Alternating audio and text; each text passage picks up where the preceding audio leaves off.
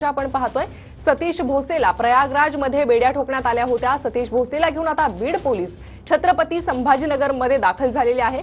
खोक्याचा ताबा आता बीड पोलिसांकडे असणार आहे। खोक्याला बेड्या ठोकण्यात आल्या। प्रयागराज कोर्टाकडून ट्रान्झिट रिमांड मागण्यात आला होता। त्यानंतर ट्रान्झिट रिमांड मिळाला आणि आता खोक्याला महाराष्ट्रात आणण्यात आलेला आहे। खोक्याला घेऊन पोलीस छत्रपती संभाजीनगर विमानतळावर दाखल झालेले होते आणि आता खोक्याला बाय रोड बीड मध्ये नेलं जात आहे। अधिक तपासणी यानंतर बीड मध्ये होईल। सतीश भोसले उर्फ खोक्यावर आतापर्यंत 3 गुन्हे दाखल करण्यात आलेले आहे। ही 2 दृश्य आपण सध्या पाहत आहोत। एकीकडे खोक्याला पोलिसांनी महाराष्ट्रात आणलं, छत्रपती संभाजी विमानतळावरील ही दृश्य आहे, तर दुसरीकडे आता बाय रोड खोक्याला घेऊन पोलीस बीडकडे रवाना झालेले आहे। दत्ता, आता यानंतरची प्रोसेस नेमकी काय असेल? खोक्यावर काय 3 गुन्हे आहे आणि कशा प्रकारे ही कारवाई होईल? छत्रपतींचा आता खोक्या भोसले हा छत्रपती संभाजीनगर विमानतळावरती दाखल झालेला। इथून त्याला बीड पोलीस अधीक्षक कार्यालयात आणलं जाऊ शकतं आणि या ठिकाणी त्याची परेड सुद्धा होऊ शकते।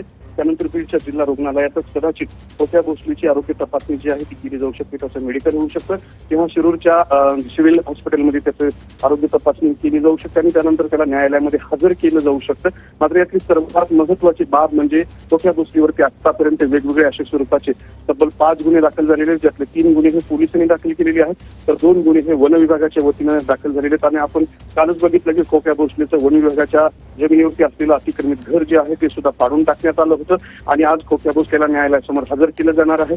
खोक्या भोसलेने आतापर्यंत जे काही अपराध केलेले आहेत, जे काही गुन्हे केलेले आहेत, त्यामुळे त्याच्या पाठीमागे आता तरी यंत्रणा हात धरून लागलेली आहे, त्याचं घर पाडलेलं आहे आणि त्यानंतर आता त्याला न्यायालयात हजर केलं जाऊन त्याचे जे इतर काही गुन्हे आहेत त्याचा तपास केला जाणार आहे। सर्वात महत्त्वाचा खोक्या भोसलेचा गुन्हा म्हणजे त्यांनी जी काही हरणांची शिकार केलेली आहे आणि त्याच्या घरामध्ये जे हरणांचं मांस मिळालेलं आहे, त्या प्रकरणात वन विभागाकडून सुद्धा खोक्या भोसलेची तपासणी जी आहे, चौकशी जी आहे ती सुद्धा त्यामध्ये सुद्धा हा आरोपी आहे। दुसऱ्या बाजूला दहशत निर्माण करणे आणि वेगवेगळ्या नागरिकांना बेदम मारहाण करणे या प्रकरणामध्ये सुद्धा खोक्या भोसले हा वॉन्टेड होता।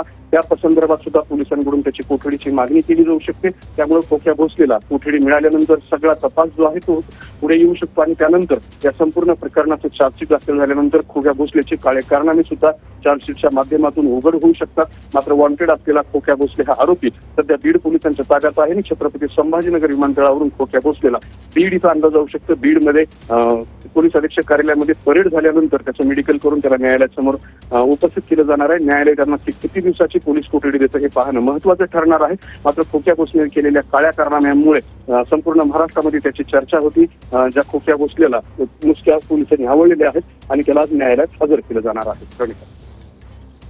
नक्कीच दत्ता, तुमच्याकडून या संदर्भातील अपडेट घेत राहू। तुम्ही असेच आमच्या